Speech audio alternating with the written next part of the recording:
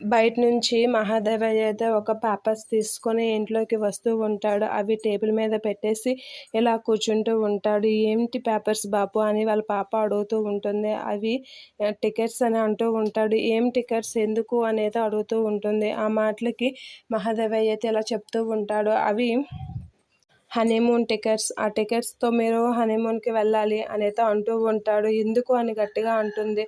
ఆ మాటలకి ఎందుకు అంటారేంటి, నువ్వు అని హనీమూన్కి మీ మొగుడు మీ వాళ్ళని తీసుకొని వెళ్ళండి అనేది గట్టిగా చెప్తూ ఉంటాడు మహాదేవయ్య. ఆ మాటలకి సత్య అయితే షాక్ అవుతూ ఉంటుంది. క్రిష్ అయితే ఏం మాట్లాడకుండా అలా చూస్తూ ఉండిపోతూ ఉంటాడు. ఇక సత్య వాళ్ళ చెల్లి కూడా ఏం మాట్లాడకుండా అలా షాక్ అవుతూ ఉంటుంది. మీరు అర్జెంటుగా హనీమూన్కి బట్టలు సర్దుకొని వెళ్ళండి అని చెప్పేసి మహాదేవయ్య చాలా గట్టిగా చెప్తూ ఉంటాడు. ఆ మాటలు వినగానే ఒక్కసారిగా కూర్చొని లేస్తూ ఉంటారు.